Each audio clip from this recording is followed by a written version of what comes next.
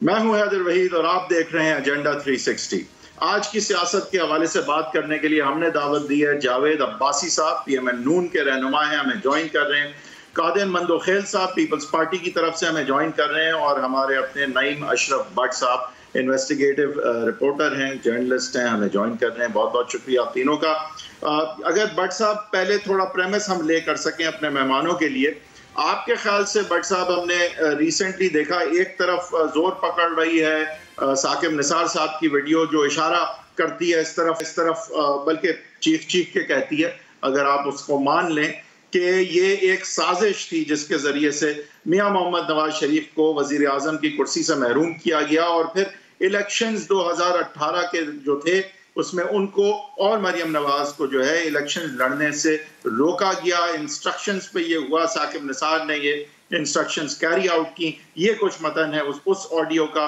दूसरी तरफ उसको काउंटर करने के लिए मरियम नवाज के हवाले से जो है ऑडियो लेके आए हैं, और उस ऑडियो में जो है मरियम नवाज के हवाले से इल्ज़ाम लगता है कि वो मैनिपुलेट करना चाह रही हैं चैनल्स के और न्यूज़ मीडिया के कॉन्डक्ट को अपने एड्स देने और ना देने के फैसले के साथ, जबकि नून लीग का मौक़िफ़ है कि ये अंदरूनी पार्टी के इश्तिहारों की बात थी जिसका कि पब्लिक फंड से ताल्लुक़ नहीं है। बहरहाल बट साहब, इस पस मंज़र में कि ये दोनों नैरेटिव्स इस वक्त गर्दिश कर रहे हैं, और हमने देखा है कि एक बड़ी तब्दीली जो कि आनी थी और अब आ गई है, और वो है कि इस वक्त जो DGISI हैं वो नहीं है जो पहले थे। और एक तो ये तब्दीली है। दूसरी तब्दीली ये है कि मंजरनामे पे जो सेम पेज जो है जिसकी बात होती थी वो उतना सेम नहीं रहा, और उतना जुड़ा हुआ पेज भी नहीं नजर आता। लेकिन साथ ही साथ जो जोल्ट्स हमने देखने थे इस पेज के फटने के बाद, तो उस हिसाब से खान साहब को जो है नुकसान भी होता नजर अभी तक उस हिसाब से नहीं नजर आ रहा है। तो आपके ख्याल से इस वक्त अगर हम बात पहले शुरू कर सकें इन दो काउंटर नैरेटिव्स की, और पब्लिक ओपिनियन यहाँ पे इस महंगाई के जोर में किधर खड़ा है आपके ख्याल से, और सियासत आगे जो है, जबकि PDM लॉन्ग मार्च की बातें कर रही है और स्पेसिफिक डेट देने से कासिर है, और दूसरी तरफ खान साहब महंगाई का सामना कर रहे हैं, और सारी बात लेकिन टर्न करती है सेम पेज पे। क्या कहेंगे आप? हैदर साहब, जो ऑडियो है साकिब निसार साहब की, वो तो उसमें मेरा नहीं ख्याल कि कोई फ़ायदा इतना हुआ है, बल्कि मेरा ख्याल है इन्होंने कंट्रोवर्शियल उल्टा बना दिया मज़ीद मामले को। इस ये टेप खुद ही कंट्रोवर्शियल हो गई। इससे पहले हम कह सकते हैं कि जो दूसरे मामलात हैं, जैसे जज अरशद मलिक साहब हैं, उनकी बात थी, फिर जस्टिस शौकत सिद्दीकी साहब वाली, वो किसी हद तक उसमें हम कह सकते हैं कि इनको कोई एज मिल सकता है, और वो इस दोनों चीज़ें लेके वो अदालत के पास भी गए हैं। इसके अलावा ये हो गया, या राना शमीम साहब का जो मामला है वो भी आप देख लें कि उनके बेटे ने ही वो कंट्रोवर्शियल बना दिया उसको, तो उसका तो उल्टा फ़ायदा नहीं नुकसान हुआ है। और अभी तक जो हैं वो बातें साकिब निसार साहब की जो ऑडियो है उनके मुतालिक अभी भी आ रहा है कि ये फ़लाँ वक्त बोला था, ये फ़लाँ तकरीर का है, वो बहरहाल जो भी उसमें है, लेकिन मामला थोड़ा उस तरह क्लियर नहीं जिस तरह इससे पहले शौकत सिद्दीकी साहब वाला था या जज अरशद मलिक वाला है। तो दूसरा जो है उसका दूसरी जानिब से जो ऑडियो वीडियो शुरू हो जाती हैं, जैसा कि जो इश्तहारात वाला आया और उससे पहले एक और वीडियो आ गई थी ज़ुबैर साहब वाली, तो इसलिए ये चीज़ें तो साथ साथ चलनी है। और इसी में ही जो आपकी दूसरी बात है पेज वाली, वो जवाब भी इनमें है कि अगर पेज उस तरह पहले की तरह नहीं है, लेकिन कम से कम बहुत ज़्यादा ख़राबी भी नहीं हुई, और अभी भी किसी न किसी हद तक वो जुड़ जाते हैं। उसकी मिसाल जो है वो पार्लियामेंट का मुश्तरका इजलास में 33 बिलों का पास होना है, और सबको पता है कि भट्ट साहब उस वक्त तक तब्दीली नहीं आई थी, ये जहन में रखें। और EVN जो है वो सिर्फ खान साहब की दिमाग की इख्तिरा नहीं है, तो ये भी चीज़ें जहन में रखें। नहीं वो सही है, वो इसीलिए तो हम ये नहीं कह रहे कि कम्प्लीटली पेज फट गया या कम्प्लीटली जो है वो पहले वाली बात है। न्यूट्रल अगर कर लें तो, क्योंकि उसकी हमें दोनों तरफ के दलाइल मिलते हैं, मिसालें मिलती हैं, नज़र आती हैं चीज़ें, इसलिए मेरा ख्याल है दरमियानी रास्ता फ़िलहाल उधर ही है। थोड़ी कन्फ्यूजन हो सकता है कि ऊपर लेवल पे भी हो कि अभी आगे करना क्या है, और उसी वजह से वही चीज़ें हम देख रहे हैं और हमने रिपोर्ट करनी होती हैं।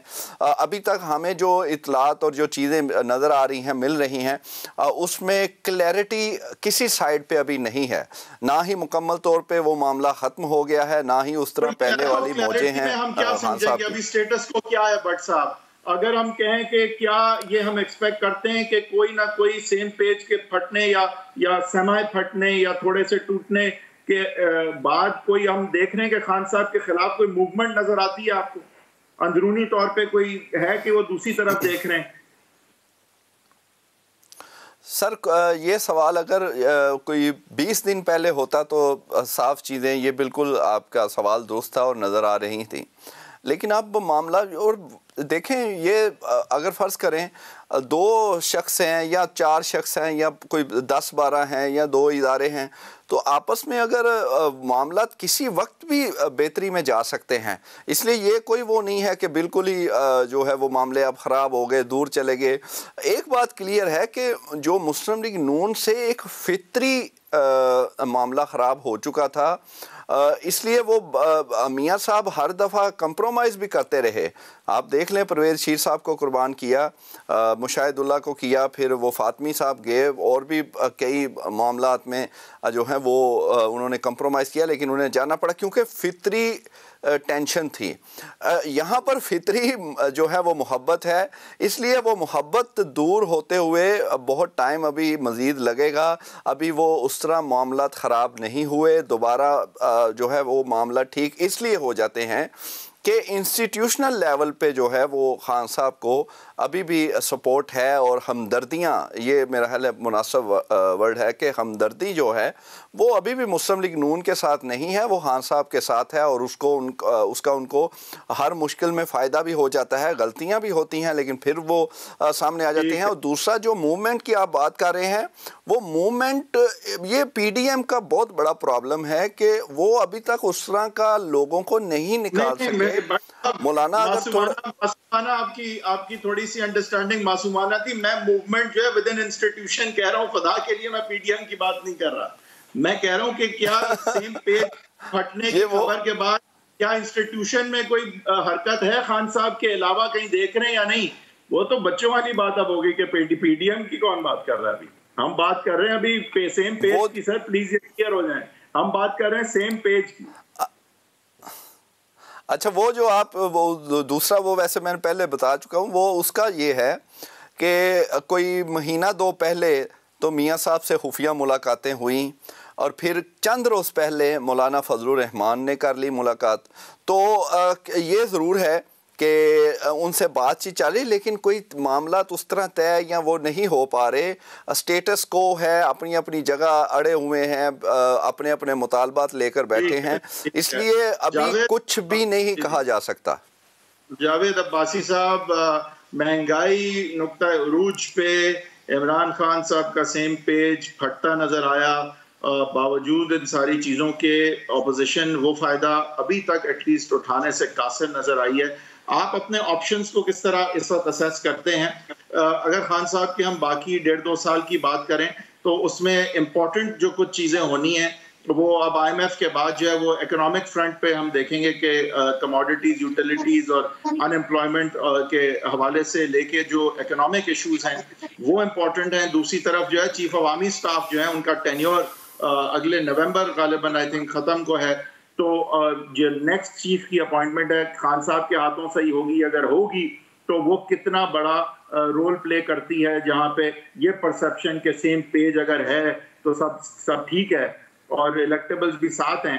तो ऐसे सियासी सिस्टम में जहाँ इतना फर्क पड़ जाता है इन चीज़ों से, आप किस तरह से अपने ऑप्शंस को असेस करते हैं गोइंग फॉरवर्ड? जी अब्बास। बिस्मिल्लाहिर्रहमानिर्रहीम जी, बहुत शुक्रिया। इसमें कोई दूसरी राय नहीं हो सकती कि इमरान खान साहब वो बड़े खुशकिस्मत वज़ीर आज़म हैं जिन्हें अदारों की बहुत ज्यादा सपोर्ट हासिल रही है, और वो सपोर्ट अब खुफिया नहीं रही। वो सपोर्ट अब ऐसा नहीं है कि मैं या आप आपको खबर दे रहे हैं, बल्कि खान साहब ने खुद, उनके वज़रा ने भी बहुत दफा इसका इजहार किया है कि हम एक पेज पे हैं, हमारा काम मशवरे से करते हैं, हमारी बड़ी सपोर्ट है। तो वो सारी इनकी इस बात पे ये खुशकिस्मत रहे हैं कि वरना यहाँ सपोर्ट कुछ अरसे के लिए होती थी और फिर पेज के बुक पे भी हमेशा इकट्ठे नहीं रह सकते थे। तो यहाँ तो बहुत ही रहा है, लेकिन असल मसला ये नहीं है। ये सारी ताकत जो है, ये सारी सपोर्ट इमरान खान साहब को सियासी तौर पर नहीं बचा सकी। मैं समझता हूँ कि इमरान खान साहब जब इलेक्शन जीते थे या इलेक्शन के करीब आए थे, उस वक्त उनको सपोर्ट हासिल होने के साथ उनकी कुछ पॉपुलरिटी भी अवाम में जरूर पैदा हो गई थी और लोगों को उम्मीद थी कि शायद इस आदमी के पास कोई सियासी और माशी एजेंडा है।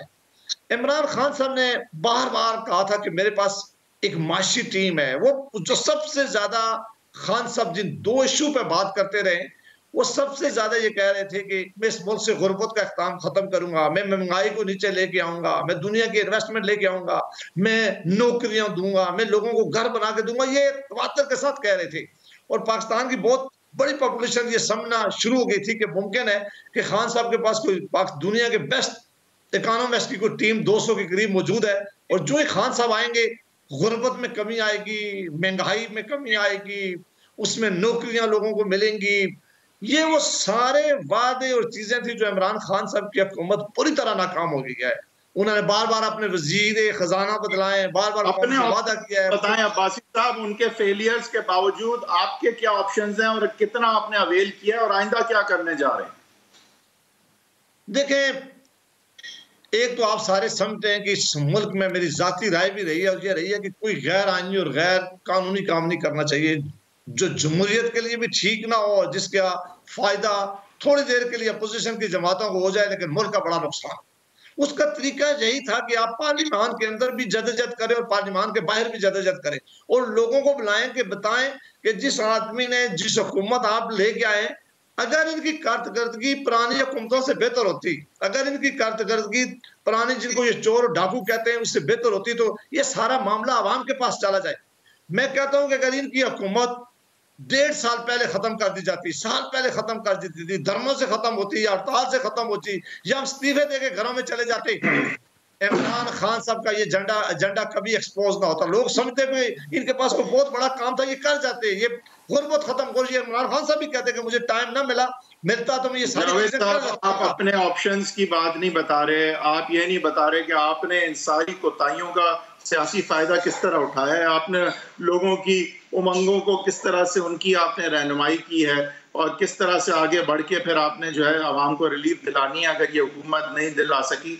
आपसे मैं एक दफा फिर ये पूछूंगा, लेकिन पहले कादिर मंदोखेल साहब के पास हम जाएंगे ब्रेक के बाद।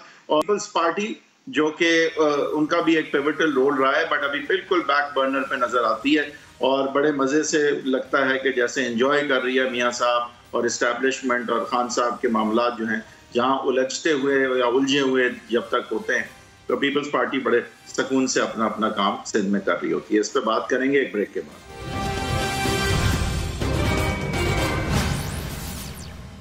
Welcome back from the break. Qadir Mandokhel साहब पीपल्स पार्टी के एमएनए हैं, बहुत शुक्रिया आपने ज्वाइन किया सर। आपको सॉरी थोड़ा वेट करना पड़ा यहाँ पे।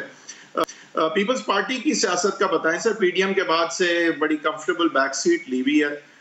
वफाकी हुकूमत पे आप महंगाई के हवाले से जो है वो चढ़ाई करते रहते हैं, लेकिन साथ ही साथ हमने देखा है कि कोई बहुत ज़्यादा ये जो पीटीआई और पीएमएल नून की लड़ाई है और इस्टेब्लिशमेंट यहाँ है या सेम पेज पे या नहीं है, इन सारी चीज़ों से आपने अमूमी तौर पे जो है वो बिल्कुल अपने आप को रिमूव किया हुआ है और सिंध में बड़े आराम से स्लो एंड स्टडी आप चल रहे हैं। लेकिन अब आगे इलेक्शंस भी आने हैं और आपके एम्बिशंस जो हैं वो सिर्फ सिंध तक नहीं रह सकते और खान साहब के इलेक्टेबल्स पे या तो आपकी नज़र हो सकती है या फिर दूसरी तरफ जो खान साहब के सपोर्टर्स रहे हैं, अगर खान साहब उनके लिए अनटेनेबल हो जाते हैं या आप समझते हैं वहाँ वैकेंसी है, तो बाप की और आपकी रिलेशनशिप जिस तरह बन गई थी तो शायद आगे कुछ इससे बढ़ के भी शायद बन सकती है। तो पीपल्स पार्टी इस वक्त किधर खड़ी है? ये पीडीएम और हम देखते हैं कि इमरान खान साहब की सारी बातें होती हैं, बट पीपल्स पार्टी बिल्कुल बैक बर्नर पे लो प्रोफाइल अपने काम निकाल रही है। देखिए, काम तो यकीन हम निकाल भी रहे और निकालना भी चाहिए। लेकिन जिस तरह आपका इशारा है उस तरफ नहीं। जो 22 साल से या 23 साल से ये जो अपने आप को नौजवान कहते थे और नौजवानों की नया पाकिस्तान की रियासत मदीना की ये सारी बातें जो आ रही थी, तो कम से कम वो तो लोगों का एक चीज खत्म हो गया कि ये कोई नया पाकिस्तान नहीं बनना है, कोई वो नहीं करना है सब। मैंने जावेद अब्बासी साहब को भी बहुत ज्यादा मौका दे दिया, लेकिन मैं चाहता हूं कि आप इस पे आए कि अब आपकी आगे स्ट्रैटेजी क्या होगी अगले 1.5-2 साल जब तक खान साहब हैं, और अगले इलेक्शंस के हवाले से पीपल्स पार्टी का मौके बताइए। खान साहब की बुराइयां, महंगाई बहुत है, फेल गवर्नमेंट ने सब मान ली आपकी बातें, वो अब्बासी साहब भी कर चुके, वो सब मान ली, लेकिन अब आपने क्या करना है? देखिए, पहली बात तो एक जुमला मुझे इजाजत दे दे कि हम आवाम को ये बताने में तो कामयाब हो गए कि कोई नया पाकिस्तान नहीं, ये सब झूठ था 126 दिन के धरने में। ठीक है, एक बात। अब हमारा क्या है, थोड़ा सा आपसे लगे, पीपल्स पार्टी के दौर में जो सबसे ज्यादा नौकरियां दी है पाकिस्तान की तारीख में पीपल्स पार्टी ने दी है। सरकारी मुलाजमीन का 150% हमने इसकी सैलरी बढ़ाई, वो भी तारीख का हिस्सा है। हम जो रोटी कपड़ा मकान का नारा लगा रहे हैं वो भी काफी हद तक हम उसमें कामयाब हो चुका है, लोगों में अवेयरनेस भी आ चुका है। लेकिन साथ साथ हम ये भी कहना चाह रहे हैं कि पीपल्स पार्टी, हम कोई मजहब कार्ड, कोई लिसानी कार्ड वो कभी हमने इस्तेमाल किए न करेंगे उस चीज पे। अब आइए, जो अगर मैं थोड़ा सा माशी तौर पे, मैं क्योंकि माशी एक्सपर्ट तो नहीं हूँ, अगर थोड़ा बहुत आप लोगों से सीखा है मैंने, पीपल्स पार्टी के दौर में आलमी मंडी में $147 फी बैरल था और हम दे रहे थे 106 रुपए में। आज आलमी मंडी में 76 साहब, अगेन ये पुरानी बातें ना बताएं, ये ठीक है सब मान ली ना, ये आप बहुत अच्छे थे, ये बहुत बुरे हैं, अब आइंदा आपने क्या करना? आइंदा हम यही चीज करेंगे जो पहले हमने, अगर हमने बेरोजगारी पे हमने कंट्रोल पाया है, हमने महंगाई पे जो कंट्रोल पाया है, हमने जो मुलाजमतें दी है, हमने जो एक महंगी पैदा की है, यही तो बातें हैं। अच्छा चलें भट्ट साहब, मैं आपसे पूछता हूँ, दोनों ने जवाब इस चीज का नहीं दिया कि अब सियासी स्ट्रैटेजी आगे इनकी क्या है अगले 1.5-2 साल में पीडीएम के थ्रू, अदरवाइज क्या है? भट्ट साहब इनको जवाब आप बताएं, आप सियासी बसीरत क्या बताती है कि अब पीएमएल नून के अगले पहले दूसरे तीसरे कदम क्या हैं? सेम पेज का उन्होंने फायदा उठाना है, नहीं उठाना, क्या करना है? और दूसरी तरफ पाकिस्तान पीपल्स पार्टी का क्या आगे रद्द अमल हो सकता है? आपकी क्या सियासी असेसमेंट है? असल में हैदर साहब दोनों ने जवाब दे दिए हैं। जवाब यही है कि कोई स्ट्रेटजी नहीं है, कोई यानी क्लियर है दोनों एक बात में कि कोई मैं जवाब देना चाह रहा था, जो पीछे वो सुना नहीं चाह रहे, जवाब दूंगा जी, हमारी क्या स्ट्रेटजी? अच्छा, कोई स्ट्रेटजी नहीं आप तो सर दें होगी। नहीं भट्ट साहब, आप बात कर लें, फिर मैं जवाब दूंगा। जी भट्ट साहब, आप पहले बताएं कि क्या नेक्स्ट स्टेप्स क्या हैं? What are the next steps for the PMLN से शुरू करें। What does PMLN do now? Next step, जी सर, दोनों के नेक्स्ट स्टेप अल्लाह के फजल से पीएमएलएन और पीपल्स पार्टी के ये हैं कि खान साहब मुकम्मल अपना टेन्योर करें और इलेक्शन तक ऐसे ही जाया जाए, बिल्कुल। और इसी पर आप इनका एक एक स्टेप देख लें कि उधर ही हैं, बल्कि हुकूमत को तो पीएमएलएन तो आगे होके बचाती है। पीपल्स पार्टी भी अगर वो इन हाउस तब्दीली की बात करते हैं तो वो इसलिए कि वो ज़ाहिर है उनकी सिंध में हुकूमत है, उनका राइट है, वो क्यों आगे 2 साल पड़े हैं, वो क्यों छोड़ेंगे? और इसलिए वो इन हाउस की बात कर देते हैं कि चलें हमारी जान छोड़ें, इसलिए वो अलहदा भी हो गए पीडीएम से।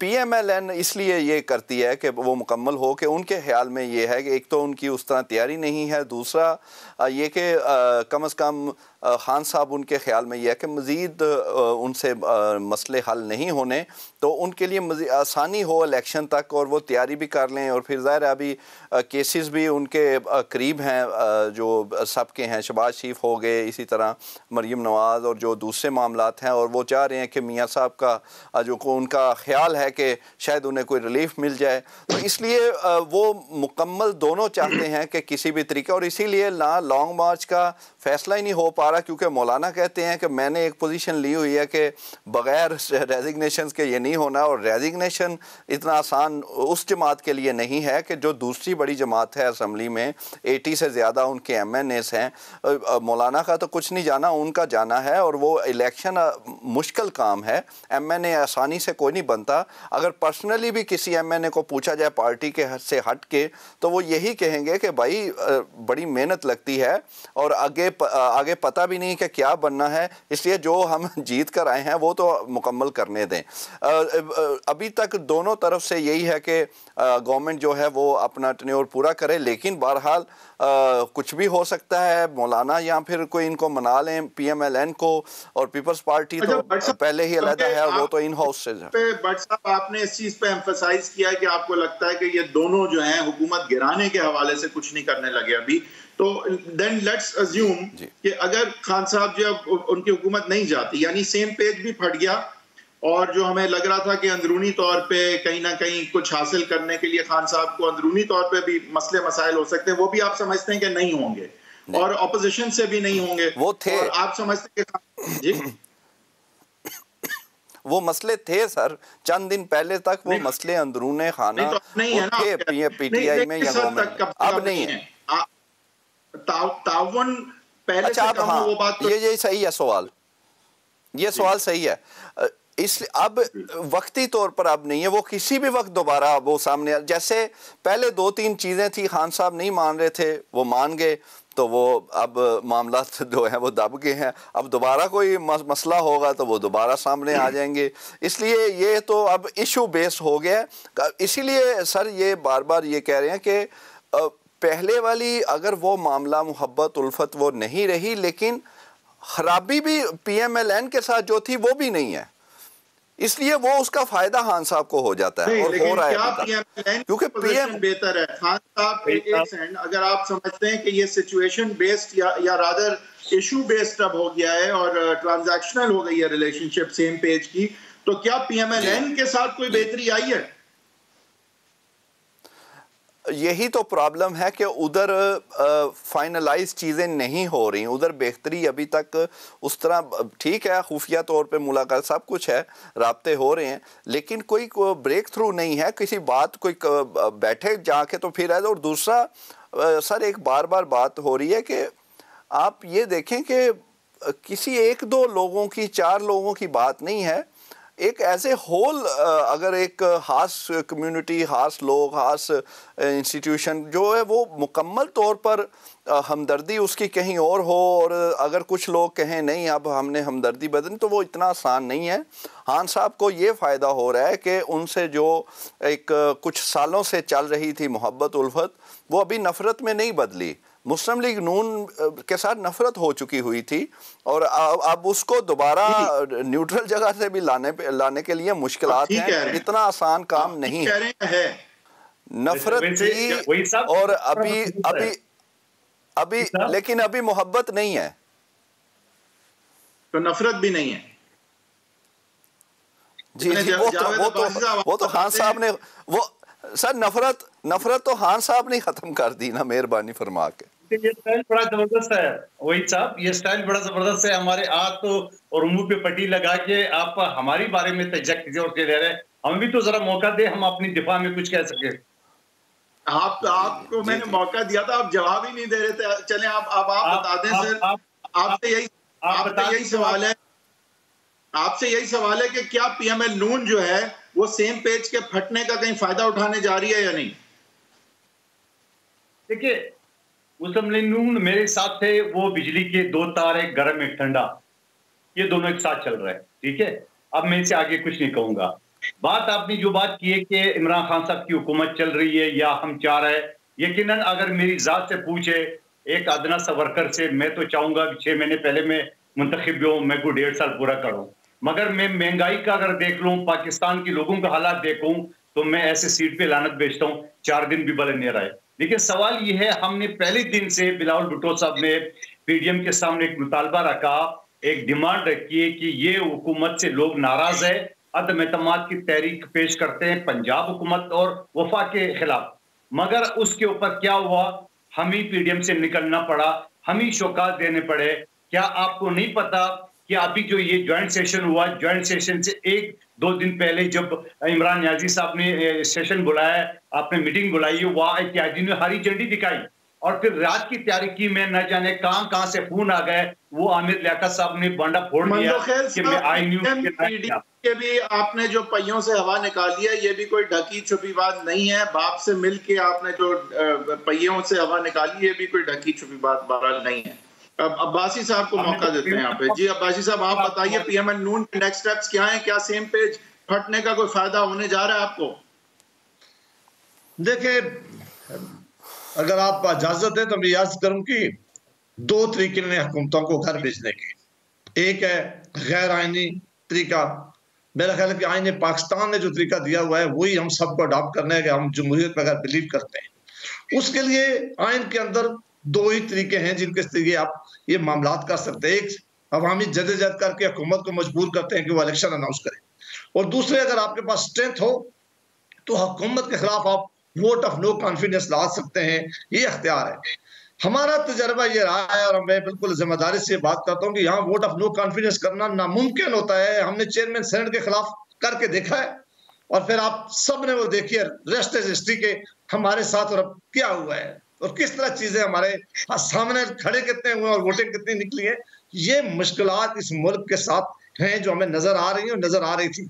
वो जो सेम पेज की बात करते थे, अब इमरान खान साहब और उनकी हुकूमत ने कुछ ऐसे फैसले कर लिए हैं कि जो अदारे सपोर्ट कर रहे थे उनके लिए भी बड़े मुश्किलात हो गए कि उनको सपोर्ट कर सकेंगे, कि उनके लिए भी मुल्क को बचाना बड़ा जरूरी है। उनके ऊपर भी क्वेश्चन जरूर उठते हैं कि आप किस हुकूमत की सपोर्ट कर रहे हैं और मुल्क को किधर ले जा रहे हैं। खुदा ना करे कि किसी ऐसी बंद गली में ये मुल्क को फंसा दे कि हम सारे मिलकर ना निकाल सके। जिस मुल्क का इंफॉर्मेशन मिनिस्टर कहता है कि अब ये रियासत कुछ लोगों के खिलाफ या कुछ तंजीमों के खिलाफ लड़ने के लिए रियासत हुकूमत का नहीं, उन्होंने कहा रियासत अब कमजोर हो चुकी है कि ये काम नहीं कर सकती। माशी हालात आपके यहाँ पहुंच गए हैं। पाकिस्तान की आवाम, और एक मैं आपको बात बता दूं, जो हमारी डिमांड है ये अंदोखेल साहब, आप दोनों का बहुत बहुत शुक्रिया। आप दोनों ने हमें ज्वाइन किया। नारे की तरफ जाएंगे और वापस आके सम अप करेंगे इस डिस्कशन को भट्ट साहब के साथ।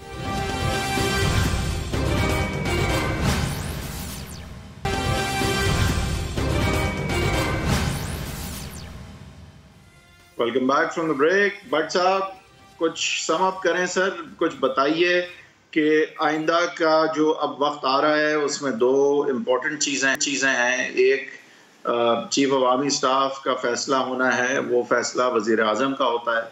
क्या आपको खान साहब जब ये फैसला होना है उस वक्त वज़ीर आज़म नज़र आ रहे हैं? वज़ीर आज़म वही हैं, और आइनी तरीका तो बिल्कुल जैसे अभी अब्बासी साहब, ठीक है, एक थोड़ा सा इसको मैं और आप हैं सर, भट्ट साहब थोड़ा रैपिड फायर लेंगे, आप मैं और आप ही हैं इसमें, थोड़ा बैक एंड फोर्थ हो जाए तो ठीक है। आप कह रहे हैं आपको खान साहब ही वजीर आजम नजर आ रहे हैं जब चीफ अवामी स्टाफ का फैसला होना है, और आप कहते हैं कि वही फैसला लेंगे, नंबर 1।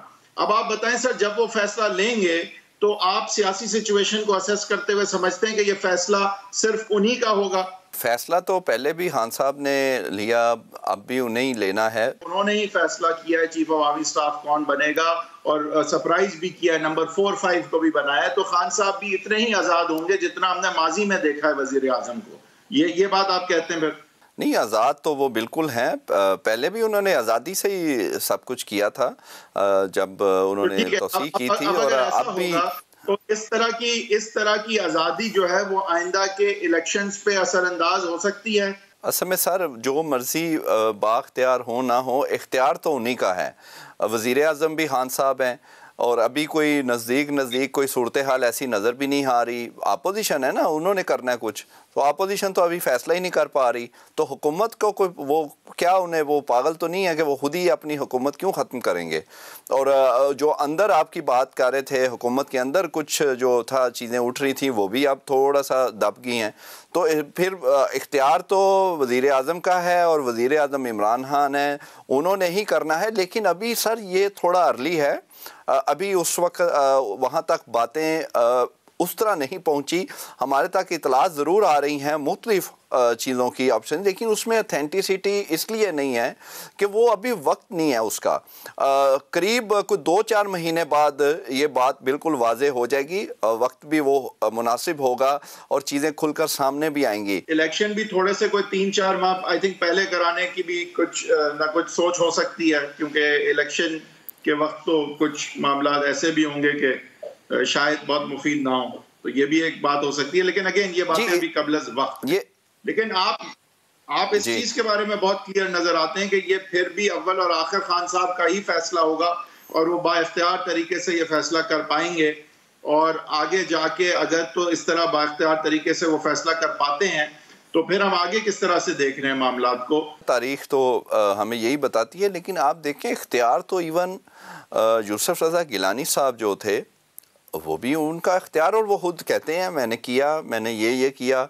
एक चीज़ को वो बहुत ज़्यादा वो उस पर अफसोस का इजहार भी करते हैं कि वो मौका था कि जब वो उन्होंने हलफ लिया था तो पहले ही उन्होंने ये ऐलान और जो फ़ैसला किया था बतौर प्राइम मिनिस्टर को, उन्होंने जजिस जो थे उस वक्त जो उनको नज़रबंद या जो भी थे उनका वो आज़ादी का किया, उनका उसी वक्त मुझे बहाली का भी अनाउंस करना चाहिए था, और उसका उन्होंने कहा कि फिर मैं 4 साल फेस करता रहा हूँ। खुदा के लिए साहब मुझे ये बात ना बताएं, मैं उस मूवमेंट का कुछ तो अदना सा हिस्सा भी था। खुदा के लिए ऐसी बात ना करें कि पीपल्स पार्टी उस वक्त जो है वो ये बात। अच्छा, ये गिलानी साहब का अफसोस नहीं गिलानी साहब का अफसोस है जो वो करते हैं। अब मुझे अफसोस हो रहा है कि आपने बात मान ली, क्योंकि मैं इसका हिस्सा रहा हूँ तो कुछ इसमें मुझे भी नहीं मानी नहीं है ना, और नहीं मानी कब है। वो ये कहते थे कि हमें जो बाद में नुकसान हुआ, ज़ाहिर है इफ्तिखार चौधरी साहब से जो फिर मैच उनका पड़ा रहा, कोई 6-8 महीने बाद जब लॉन्ग मार्च, जी बहरहाल उन्होंने नहीं किया। यही तो वो कह रहे हैं कि मुझे करना चाहिए था, मेरे से गलती हुई, फिर भुगता उन्होंने। गिलानी साहब भी बाख्तियार थे, हालांकि वो आप सेकंड इन कमांड थे, पार्टी तो जरदारी साहब चला रहे थे, बाद में उधर ऊपर सदर बन गए, लेकिन गिलानी साहब का भी इख्तियार था। इसी तरह शाहिद हकान अब्बासी साहब भी बाख्तियार थे, बेशक मियाँ साहब की मानते थे।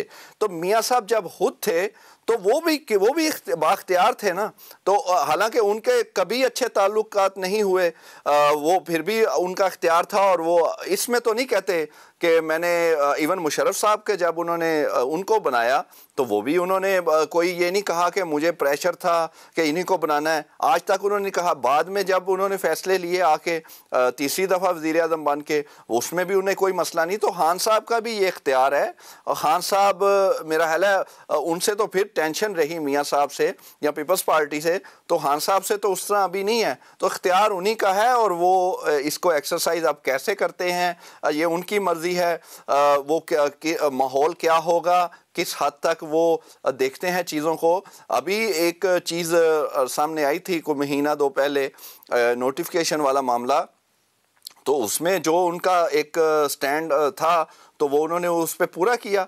जिस हद तक भी गए वो टेंशन भी बढ़ गई, लेकिन उन्होंने कहा कि अपना ऑर्डर में लिख दिया कि मैंने इंटरव्यूज़ लिए हैं, लिए नहीं लिए जो वो बात की बात, लेकिन उन्होंने प्राइम मिनिस्टर ऑफिस कह रहा है। तो इख्तियार तो खान साहब का ही है, और वो उन्होंने ही एक्सरसाइज करना है। और अभी तक तो वही वज़ीर आज़म है, और करीब कुछ अब कम अज़ कम नज़र भी कुछ नहीं आ रहा, जो कि कुछ दिन पहले तक लग रहा था कि पता नहीं हालात ख़राब हैं और खान साहब को शायद कोई मसला हो जाएगा। वो सारी तहरीकें एकदम, मैं हुकूमत के अंदर की तहरीकों की बात कर रहा हूँ, उसमें इत्तेहादी भी आ जाते हैं, अपने उनके PTI के ग्रुप्स आ जाते हैं, तो वो एकदम अगर दब गए हैं, खामोश हो गए हैं। अपोजिशन जिसने ये सब कुछ करना है वो कंफ्यूज है, उनमें आपस में टेंशन है। 2 बड़े दड़े जो हैं वो आपस में एक दूसरे के खिलाफ बयानबाजी कर रहे होते हैं। पीपल्स पार्टी, मुस्लिम लीग नून, तो मौलाना उनसे खुश नहीं है। तो ये कि क्या इन्होंने करना है फिर खान साहब ही वज़ीर आज़म है, उन्होंने करना है, लेकिन अभी ये वक्त अभी वो नहीं है, इट्स टू अर्ली। आखिरी बात भट्ट साहब ये बताते हैं, शहबाज शरीफ साहब क्या सोच रहे हैं? अगर वो वज़ीर आज़म बनना चाहते हैं, उन्हें मियाँ साहब का भी नॉड चाहिए, उन्हें कहीं ना कहीं इस्टेब्लिशमेंट का भी नॉड अगर चाहिए, हम मान लें, तो उनकी क्या गेम है? क्योंकि वो बहुत हेड ऑन नहीं ले रहे हुकूमत वक्त को। उनकी तो लगता है सर, उनकी तो कुछ सोच ही नहीं है, वो तो लगता है सियासत सोचते ही नहीं है वो। उनके आप बयान देख लें, हर मौके पे जो उनके आते हैं, एक स्टीरियोटाइप या होम्योपैथी बयान देते हैं वो, और जिसमें कोई इतनी जान नहीं होती, वो बयान दे देते हैं, वो चैनल्स पे चल जाते हैं, अखबारात में छप जाते हैं। तो ठीक है भट्ट साहब, बहुत बहुत शुक्रिया, आपने हमें ज्वाइन किया। नाका शुक्रिया। कादिर मंदोखेल साहब, जावेद अब्बासी साहब हमारे साथ थे, उनका भी शुक्रिया। इंशाअल्लाह अगले जुमे की शाम 7:05 पे फिर मिलेंगे।